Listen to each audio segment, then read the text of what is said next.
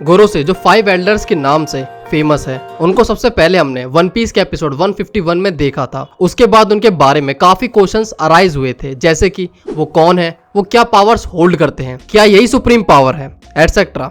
अब सदियों के एपिसोड्स और चैप्टर के बाद हम फाइनली इन मिस्टीरियस बुड्ढों के बारे में कुछ जान रहे हैं। इसलिए आगे बढ़ते हैं और जानते हैं 5 बुड्ढों के नाम, पद, उनके लक्ष्य और उनके डेविल फ्रूट की शक्तियां। तो पहले जानते हैं कि ये लोग हैं कौन। दी 5 एल्डर्स यानी कि गोरोसे वन पीस के सबसे टॉप मोस्ट लोगों में से एक हैं। ये साथ मिलके वन पीस वर्ल्ड को चलाते हैं और इनके पास सबसे ज्यादा पावर्स हैं। इसमें साइफर फोल, मरीन्स और पहले वॉरलॉर्ड ऑफ द सी भी इन 3 बड़ी पावर्स में शामिल थे। टेक्निकली इन्हें हम सबसे टॉप मोस्ट वर्ल्ड नोबल्स भी कह सकते हैं, लेकिन हमारे पास कोई भी जानकारी नहीं है कि इन्हें हायर पोजीशन पर किसने पहुंचाया या ये कितने टाइम से इस दुनिया को चला रहे हैं वर्ल्ड गवर्नमेंट बनकर। जब तक हम वन पीस के लेवली आग तक नहीं पहुंच गए थे, तब तक हमें लगता था कि ये वही लोग हैं जो दुनिया के टॉप मोस्ट रूलर्स हैं। लेकिन जो कुछ हमने लेवली में देखा, थोड़ा ही सही बट हमें अब तक सबसे बड़ी मिस्ट्री से सामना हुआ। ईमू के इंट्रो के साथ ही वर्ल्ड गवर्नमेंट के मोस्ट ऑफ द पोजीशन में बदलाव आ गया।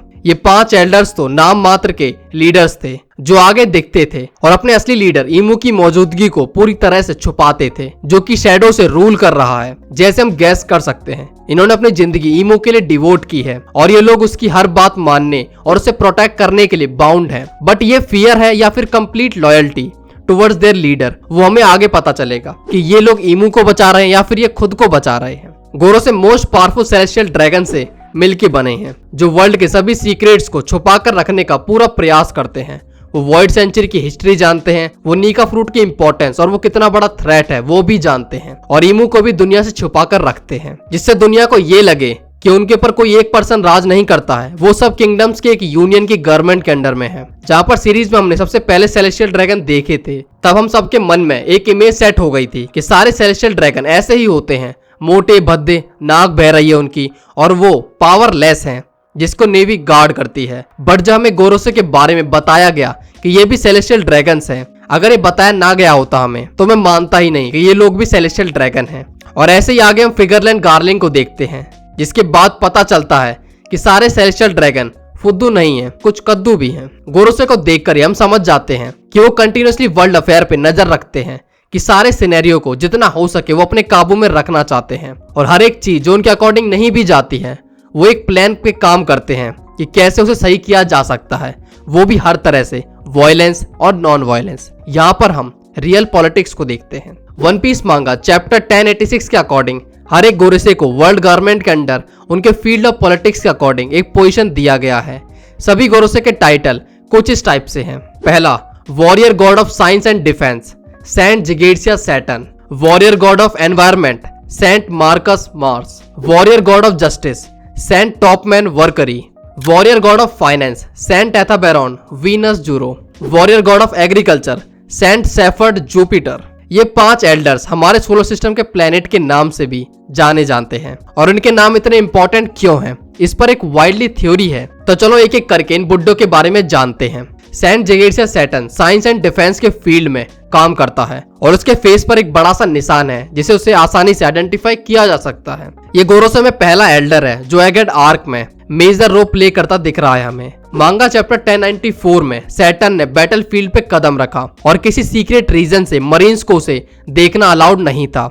अगर कोई इस रूल को तोड़ता तो उसे तुरंत डेथ पेनल्टी दे दी जाएगी, और ऐसा होता भी है। जैसे ही एक मरीन सैटर्न को देखता है और उसे देखते ही उसका सर ब्लास्ट हो जाता है। बहुत ही रिडिकुलसली ओवर पावर्ड है ये, लेकिन अब तक हमने उसके बारे में इतना ही पता है, और हम आने वाले चैप्टर्स में उसके फुल पोटेंशियल को विटनेस कर पाएंगे। सालों से इंतजार करने के बाद हमने सैटर्न के डेविल फ्रूट के पावर्स को देखा। हमें अभी तक उसके डेविल फ्रूट का नाम और उसकी ट्रू पावर सही से पता नहीं है, जो हम आने वाले चैप्टर्स में जरूर देखेंगे। लेकिन कुछ चीजें हमें उसकी पावर के बारे में मालूम है। उसने एक स्पाइडर लाइक क्रिएचर का शेप लिया, जिसके सर पर बड़े हॉर्न्स हैं। मतलब ये बंदा हॉर्नी भी है, जो जापान के मिथिकल क्रिएचर ओशियोनी की याद दिलाता है। लगता है कि उसके अपने डेविल फ्रूट को अवेक भी किया है, और ये सब कुछ उसको मिथिकल जोन यूजर बना देता है। इसलिए इसके डेविल फ्रूट का नाम उशियोशी नोमी होने के रूमर्स हैं। नेक्स्ट हमारे पास है सेंट मार्कस मार्स, जो एनवायरमेंट पे कंट्रोल करता है।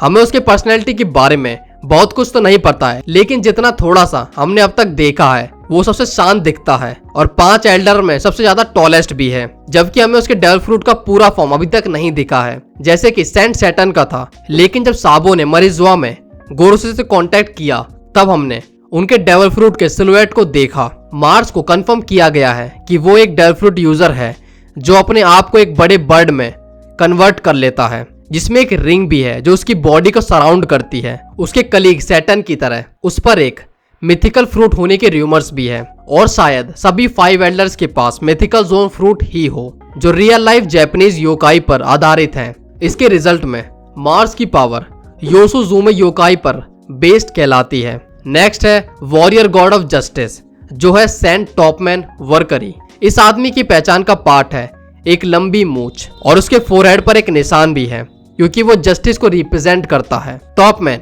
5 एल्डर में से एक सीरियस आदमी है, वैसे तो 5 के 5 बुड्ढे सीरियस हैं। हमने उसकी शक्तियों को एक ग्लिम्पसेस में देखा था जब हमने सेंट मार्स के लिए देखा था, तभी हमने वर्करी को एक बीस्ट लाइक फॉर्म में देखा था जिसमें एक हड्डी या पंख की तरह कुछ था। देखने में भी ये नोट किया गया था कि उसके कान भी बहुत लंबे थे, जो चीज क्लियर कर देती है कि ये भी एक योकाई है। Now saint Ethan Baron Venus Zoro जो कि एक यूनिक एल्डर के रूप में जाना जाता है, वो है गांधी, मतलब वो गांधी की तरह दिखता है। वन पीस वर्ल्ड में वर्ल्ड गवर्नमेंट के फाइनेंस डिपार्टमेंट को कंट्रोल करता है। उसे एक लंबी तलवार पकड़े हुए दिखाया जाता है हमेशा, जिसके रूमर्स ये हैं कि ये सोडाई किटेत्सु हो सकती है। ये कुछ लोगों की थ्योरी है क्योंकि ये दूसरे किटेत्सु स्वॉर्ड से काफी सिमिलर है। उसके बारे में कहा जाता है कि वो वानो से हो सकता है क्योंकि उसे वानो के बारे में बहुत अच्छी तरह से पता है और उसके रिलेशन भी जो और जुनीसा के साथ हो सकते हैं। और जब बात आती है उसके डेविल फ्रूट की पावर्स की, तो वीनस को एक टॉल ह्यूमनॉइड मॉन्स्टर में बदलते हुए देखा गया है। सो ये एल्डर भी वन ऑफ द योकाई होगा जो जापानीज मैथोलॉजी में से लिया गया होगा। अगला है सेंट शेफर्ड जुपिटर जो वन पीस वर्ल्ड में एग्रीकल्चर एरिया को देखता है। उसे गोरोसे में सेंट मार्स के बाद दूसरा सबसे लंबा व्यक्ति माना जाता है। हमने जो भी उसके बारे में देखा है उससे लगता है कि वो एक इंक्विजिटिव पर्सन है जो हर चीज के बारे में काफी क्यूरियस है। इवन उसने दूसरे एल्डर और इमुसामा से लुलुस्टिया किंगडम के खत्म होने के बारे में क्वेश्चन भी पुट किया था। इन सभी एल्डर्स के बारे में और उनके फ्रूट की एबिलिटी के बारे में हमें सीरीज में और जानने को मिलेगा कि कौन सा एल्डर कौन से योकाई की पावर रखता है। हमें सिर्फ अभी सैटर्न के बारे में पता है कि उसके पास ओशियोनी की पावर हो सकती है। हम जैसे कि सीरीज की स्टार्टिंग से अब तक देखते आए हैं कि ये डेविल फ्रूट वो डेविल फ्रूट, ये सब तो कुछ भी नहीं है। वो डेविल फ्रूट है भी नहीं, वो तो देव फ्रूट है, गॉड फ्रूट। इनका डेविल फ्रूट है रियल डेविल फ्रूट या कहो डीमन फ्रूट। सो जैसे डेविल फ्रूट किसी इच्छा यानी विश से पैदा होते हैं, सो क्या पता उसी तरह से ये फ्रूट फियर से हो और इनका काम ही हो दुनिया में डर बनाए रखना, और उसी तरह से क्या पता डर से ही इनकी पावर भी बढ़ती हो। जैसा मैगेट पे देखते हैं सैटर्न की पावर के ऑरा से ही सभी लोग फ्रीज हो गए थे, जैसा एक डर में होता है। उन्हें मूव तब करने के लिए काफी एफर्ट लगाने पड़ रहे थे, एक दूसरे को बचाने के लिए भी। ये सब कुछ जो हमें गोरोसे के बारे में पता है, मुझे पता है कि ये सिर्फ इन ग्लोरियस लेकिन इविल लोगों की शुरुआत है। हम उनके पर्सनैलिटी और पावर के बारे में और जानेंगे वन पीस में एंड तक पहुंचते पहुंचते। वो इस वर्ल्ड के सबसे पावरफुल और इवल एंटागनिस्ट में से एक है और फाइनली एंड वॉर में इन लोगों के द्वारा हमें एक बड़ा शो देखने को मिलेगा। सो ये वीडियो कैसी लगी कमेंट में जरूर बताना। अच्छी लगी हो तो चैनल को सब्सक्राइब करना और बुरी लगी हो तो कमेंट करके बता देना। मिलते हैं नेक्स्ट वीडियो में।